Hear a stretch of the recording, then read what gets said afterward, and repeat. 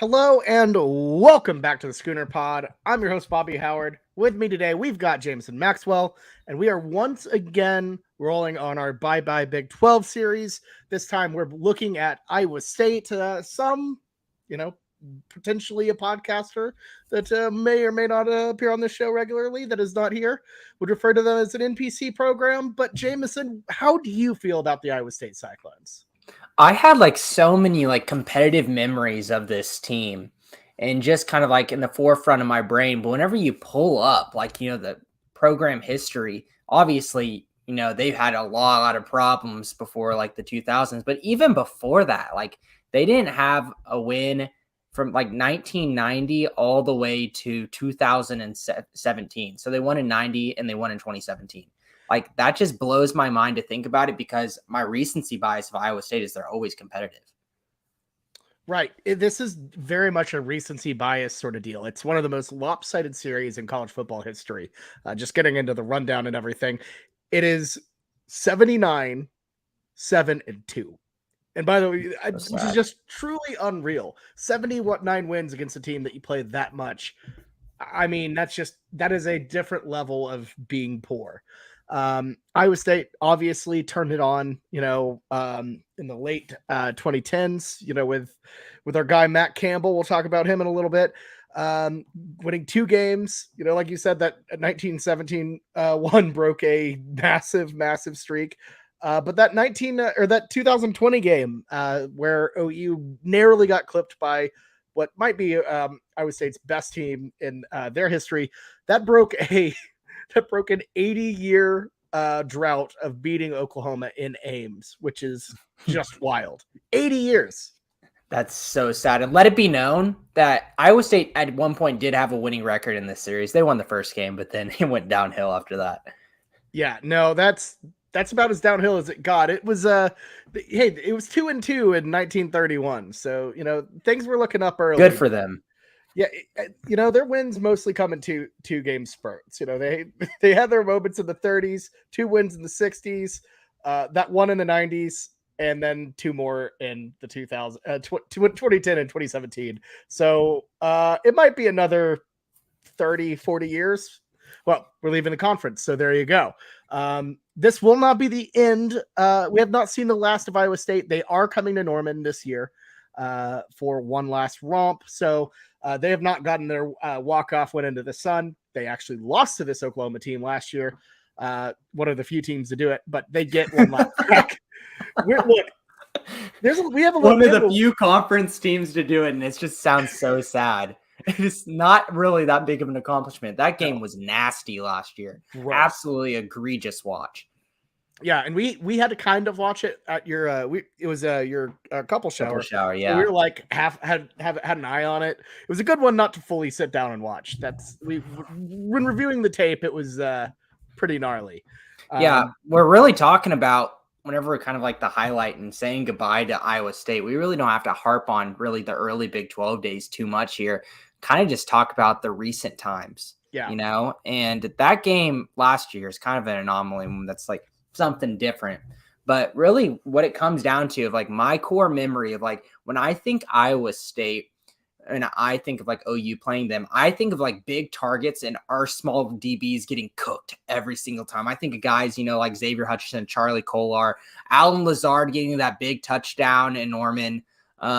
It seems like every single time we play Iowa State, it's always some big guy in our poor little slot corner or Justin Broyles or somebody's coming up and just getting cooked. Oh yeah. No, I mean, it was Iowa State, that's how they beat OU is specifically with that Lincoln Riley era team. It was just some big old beefy boys, not only on the wide receiver end, but do you remember the name of Joel Lanning? Yes, I do remember player, the linebacker quarterback that absolutely toasted OU. And how could I forget how much they talk about him on TV? It was their favorite thing to talk about. Yeah, his name is so ingrained in my head that I have accidentally called Dan Lanning, the Oregon head coach, Joel Lanning, multiple times, which is he lives rent free in my head. So you win that one, Iowa State. So we've had a couple battles. 2019 was an excellent one between Brock Purdy and Jalen Hurts. That was the best game for sure. No doubt about it in my mind. 2020 and 2019, the 2020 championship game had a similar kind of vibe. It was one where OU led and kind of blew it. That's kind of the theme with these 2010 Yep. games. OU would have a lead, blows it, horrible stuff happens because they either get too relaxed. You have to be physical, you have to be engaged. Things that the Alex Grinch defense did not really do, nor did the Mike Stoops one really do, especially when holding a lead. But what are you going to do? We had 3 points I'm pretty sure, in that championship game in the second half. Horrible. Which if I recall, that was just like the third quarter. We're just in there like, it's like, I feel like it was kind of like a Lincoln Riley thing too. It was kind of a theme and it reared its ugly head with Iowa State, that we'd get up big and then he would pump the brakes. He didn't want to show his tricks. I understand it's the Big 12 championship game. You're looking at bigger things beyond, but you can't just pump the brakes in a championship game. That almost absolutely killed us. And that's the funny thing is, Iowa State's not like they put on a big amount of points in the second half when we were having to fight them off. They only scored 7 points in the third and 7 points in the fourth. Like, it still was extremely close because we were that anemic on offense. Yeah. I mean, it was atrocious. And the thing that was so frustrating about those games is that it happened over and over again. And you could see the blueprint all the way back to 2017 when OU held a 24-13 lead entering halftime. And then Iowa State just goes on an absolute tear. OU can't do enough to stop them. And this just kept happening. And it was really, really frustrating. But, Lincoln's gone. That era is over. So Iowa State's about to not be around anymore and have kind of fallen off not a cliff, but they've had a dip since their golden era has left town with Brock Purdy and them. I'd say it's probably even last year, how ugly they played compared to what we know for Iowa State. With Will McDonald leaving, a first round draft pick, that's kind of like the last hero of that Iowa State core. All these guys under recruited that came out and became really good players, like Breece Hall, for example. This was a guy Oklahoma was kind of talking to a little bit, but he really wasn't too highly recruited. And we were like, maybe we could go after him. I'm pretty sure he was from Wichita. Yeah, he was from Wichita, and Marcus Hicks was his teammate. So we were like, oh, this would be a pretty easy transition here. And it's just similar stories with that, David Montgomery, the same thing, kind of an under-recruited guy. And then he turns out to be some kind of superstar where he has the legs of Saquon Barkley and the brain of I don't know. What was that one graphic? You know what I'm talking about? I'm going to pull it up right now. Because I want to pull up this David Montgomery graphic. Yeah, Iowa State, sneaky, nice little, running back factory there. It's, I got to say, we've had Iowa State jokes on this pod for a while. Iowa State fans know that. They have literally been the ones to come out and get after us. I believe in 2020 was the one. Cyclone Larry came at you. Cyclone Larry. We didn't know. That was before Cyclone Larry was Cyclone Larry. I completely did not put two and two together when he kind of emerged on Twitter. But yeah, no, they we make jokes about Matt Campbell being Ty does mainly being a coward for not taking on a bigger job. But man, he's done such a great job at Iowa State. And the series record against Iowa State is a testament to that. What he's done, what he's put together. Look at their bowl record. They only have 4 bowl wins. 4 or 5 bowl wins. It is a rarity for Iowa State to even be moderately successful. And what he's done is really impressive. So you got to give him that. Yeah, he went up a hill. The problem is he's falling down it right now. So it's going to really show his true colors. Is he just a one-time guy and he just got a good group of, recruits back to back pretty much in classes, under-recruited guys that end up being really good? Let's see if he can do it again, because like I said, last year is really not too optimistic. But here's that graphic. David Montgomery, running back, quote-unquote Frankenstein, put on by ESPN's graphic company. He's got the feet of Saquon Barkley. He's got the vision of Le'Veon Bell, the strength of Ezekiel Elliott, and the athleticism of Sony Michel. Well, let me tell you something. I mean, Dave Montgomery's pretty decent NFL running back, but I don't know if he's that Frankenstein. He's not a Frankenstein, but he's pretty good. I think Ty popped in. Matt Campbell no longer a coward. He was a coward for not taking a bigger job. Now he has no offers. Washed LOL. So no longer a coward. Dude, that guy was like getting in like the last conversation of the Green Bay Packers job. I think before Matt LaFleur got it, if I remember right. Yeah. And he was like a hot candidate that offseason. And like, if the Green Bay Packers are strongly considering you, I mean, I don't care if you got an offer or you didn't get an offer. That means you could have moved up in the coaching world. It doesn't matter, if it's Green Bay or not. It could have been somewhere a lot higher. Yeah, that's one of the biggest jobs in football by far. Wasn't it like Michigan or Penn State he was worried about? It was some Big Ten jump, and I'm not quite sure, but it was always something why he was always denying. And then he said the same old thing like, oh, I'm just going to develop Iowa State and turn into this powerhouse from nothing. And I'm like, it's a tough job, like kind of like, let's look at Oklahoma State. Oklahoma State, gets similar recruits as Iowa State. And it's an absolutely blows my mind kind of thing how they continue to stay competitive. But some years it just flops and then they have bad years, Yeah. You can't always rely on really bad recruiting classes. And not only that, but Oklahoma State succeeds a lot better because they're closer to Dallas. They in terms of recruiting, they have a leg up on Iowa State. Ames is a bit out there. They do apparently have great drinking water. If you've ever seen that video, elite drinking water. Hooray for the city of Ames. But no, difficult place to get to. And definitely a hard place to recruit to. But I will say, fun college town. Good times there. I enjoyed it. Shout out to Tip Top Lounge with the 6 a.m. chili. Always a memorable spot. Great tailgating. Some of the best tailgating. Really cool fans, I think, other than the ones who tried to roast us alive on Twitter. But also maybe that makes you a good fan for trying that makes them a good fan. Yeah, they're out here doing. That's true. That's a good fan. That's a good fan base. They're out there scouting. Listening to random obscure OU football podcasts to try to get notes. I like it. That is good fan behavior. I agree. I just looked at this, Bobby.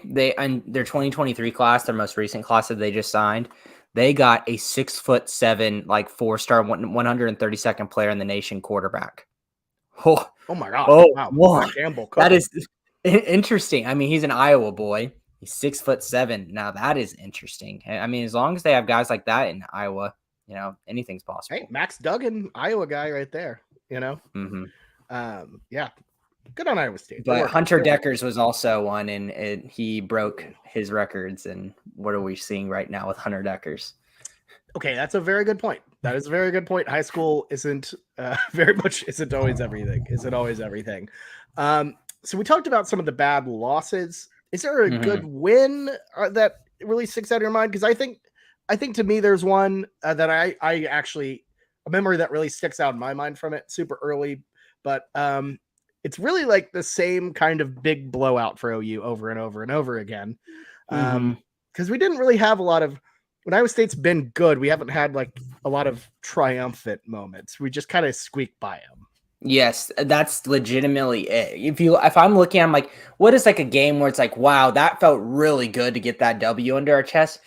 Not really. I feel like the wins that kind of like stick in my memory are the ones where it's like we squeaked by and thank God we did. Stopping that 2-point conversion after that Jalen Hurts interception in the fourth quarter was one where I was feeling very thankful. And that's like the one that I feel like it's not like really our best win, quote unquote, but that's like the best feeling I got because it was a sense of relief. With Iowa State, like you said before that, it was just like we blow them out. We are taking care of business. But it feels good whenever you can catch a break, especially as a stop on a 2-point conversion. A couple things we've done a couple times in Norman. That is honestly like, that can change things really easily if it goes the other way. Yeah, exactly. So it's definitely a good moment. Winning a championship at any point is a great moment. But for me, the one that I have circled, and I remember this game going with my dad, it was a rainy day, 2002. Number 9 Iowa State rolls into town, which is a crazy thing. This was a top 10 matchup. Number 9 Iowa State and number 2 Oklahoma, the Quentin Griffin era. And loved that time. And it was a big matchup. Iowa State had only lost one game, a narrow loss to Florida State at Arrowhead, which very controversial loss. Iowa State people still talk about this because Seneca Wallace almost scored the game. I believe almost scored the game-tying touchdown. Seneca Wallace. Oh man, I that name just gave me a nice chuckle. Yeah, it's a throwback. But Seneca Wallace was in the middle of a Heisman campaign. He was big time. Yeah, they went on a massive tear. They had won 6 straight games. They go into Norman and they lose 49-3. OU just completely brickwalled them. From that point, Iowa State would only win 1 game the rest of the year.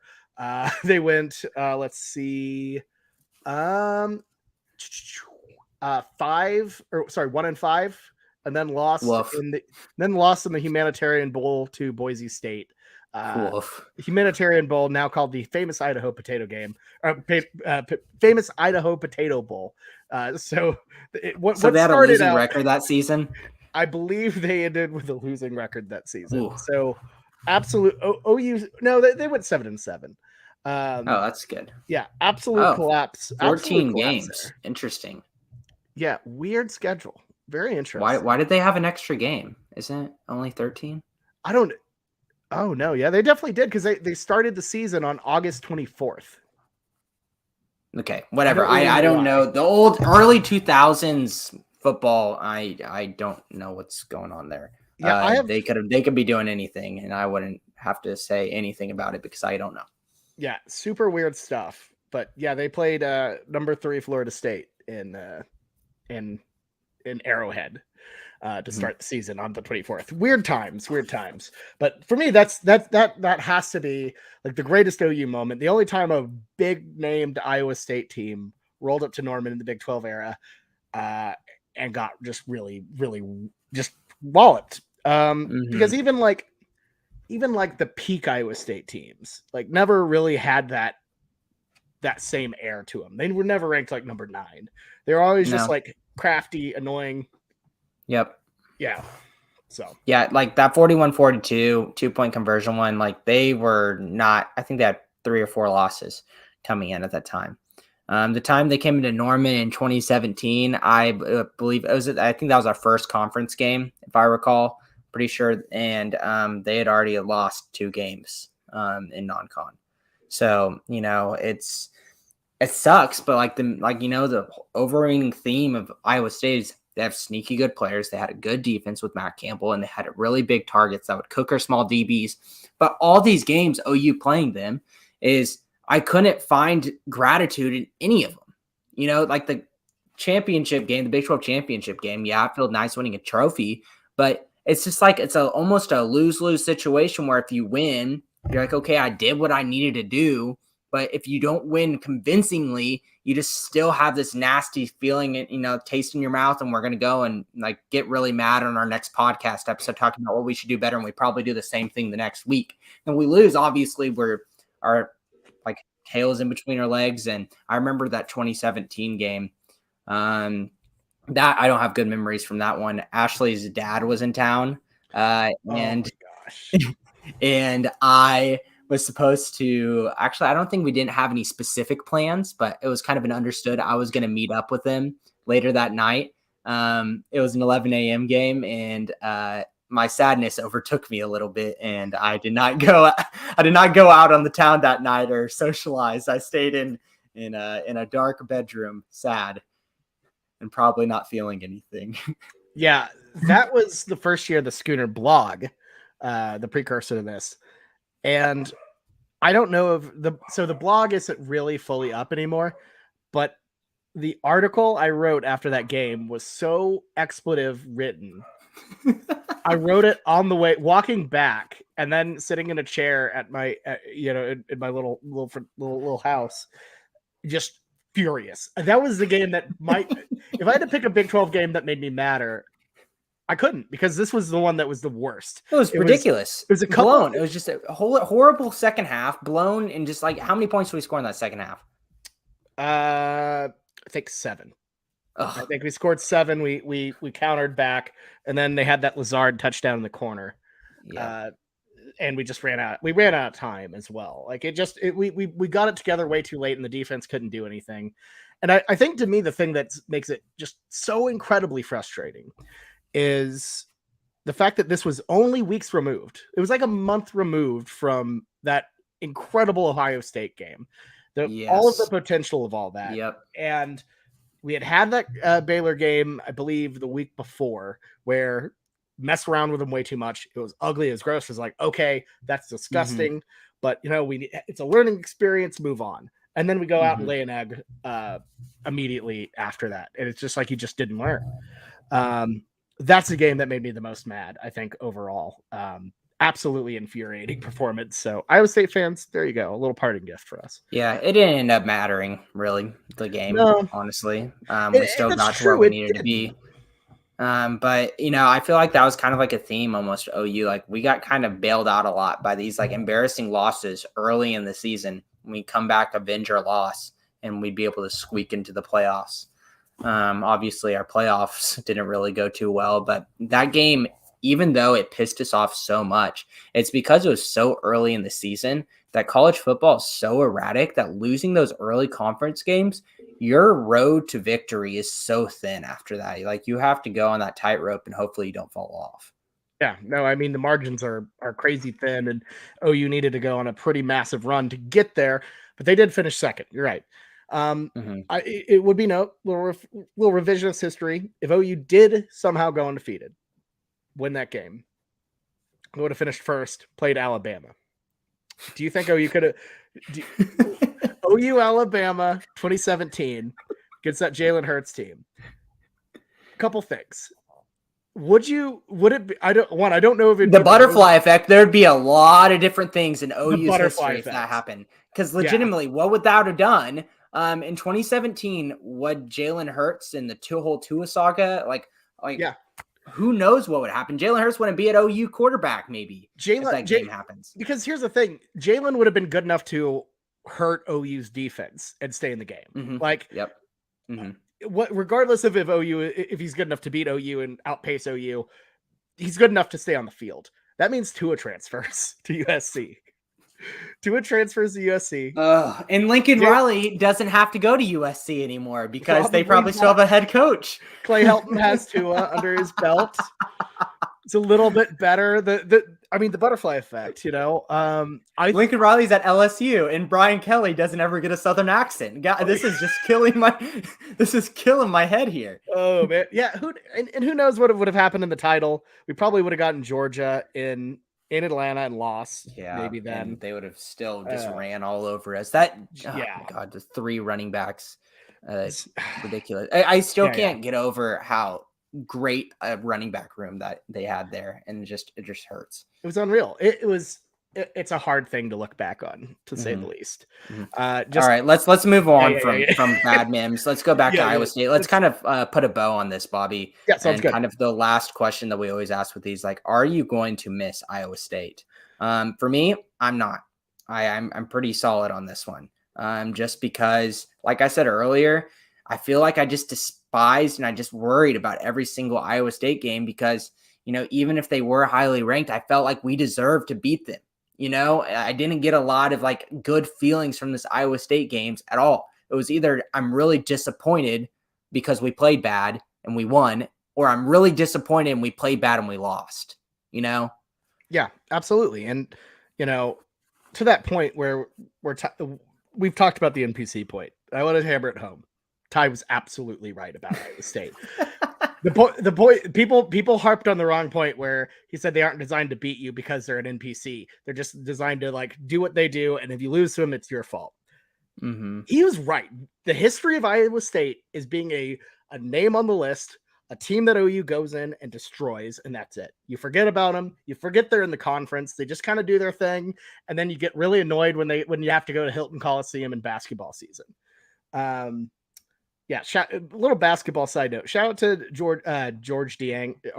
I hated that guy. Georges Niang. Niang. Yeah. Oh my God, hated Georges Niang. I mean, they had some fun basketball players in the Big 12. Oh, yeah. Tyrese Halliburton, Abdul Nader, Niang. Deontay Burton. They had a good little squad. Yeah, Deontay Burton, Thunder legend. Yeah, a lot of Thunder players came through there. Yeah, they had some fun basketball battles for sure. Like that OU basketball team in 16 had some good wars with them. I agree. If we're talking basketball, I think that obviously we're gonna miss teams like Iowa State. I'm not gonna miss going to Hilton though. No. But no, I you're right. They're just there. In the past couple years, they've been a force, but not really a force to make it interesting enough. So no, I'm not going to miss them. I'm going to kind of forget they were even in the conference, honestly. If we're talking overall, come at us, Iowa State. Oh, they're going to be mad. Come at us. They're going to be mad. I will say this. Rack up that engagement, boys. Let's go. I will say this. Like obviously, I'm sticking by my comments, and Bobby will too. But y'all have done amazing for what you used to be, and you guys should hold your heads high. But that's just like how we feel as OU fans with their history with you. Even though you had really good players that are now in the NFL, and obviously Brock Purdy doing great things right now. You know, David Montgomery doing good things. Breece Hall should have done great things if he didn't tear up his knee. You know, you should be proud of that. But still, as OU fans, we felt disappointed every single game that we played y'all. There was never any real victory or reward, except for that Seneca Wallace game. That was great. That was really fun. But look, I will say before we go, because I'll say, I won't miss you. Thank you. We can never, we were perhaps too harsh on you, because you did give us the greatest gift of all time. Maybe not of all time, but one of the greatest gifts that Iowa State did in the 2010s. And we haven't even mentioned it yet. Beating Oklahoma State. Well, having a player named Ass Valley. Thank you for that. That was great. Beating Oklahoma State in 2011 and preventing them from winning a national title. That field goal. I'll never forget that field goal is engraved in my brain. Oh, it was so cool. It was right after a high school football game. And I remember everyone watching it in the locker room and just be like, oh my God, they blew it. And yeah, think Iowa State, we live in a world without legitimate national champion Oklahoma State. And without that, they say they have one, but it's not legitimate. We all know it. Stealing from the troops. Thank you for making that reality possible. So you get commended. We love you, Iowa State kickers. Gold star Iowa State. You know we love you. Thank you for that one. Sorry for trashing your program. Ass Alley, we love you. We might forget you as a football program, but we won't forget that moment. Thank you. All right, Jamison, let's wrap this thing up. Final thoughts? Anything? No. Bye-bye. That's a good way to end it. Bye-bye, Iowa State. Hope you like your chili. I'll miss the chili. I actually never got to have the chili because I didn't have my ID that day. It left in the Uber. So I can't even miss the chili. Hawkeye vodka? I'll miss Hawkeye vodka. Actually, no, I won't. I'm too old for that. All right, Iowa State. Bye. We'll see you in probably never. Maybe a Maui Invitational. Have a good one. Boomer Sooner, everybody. See you next time.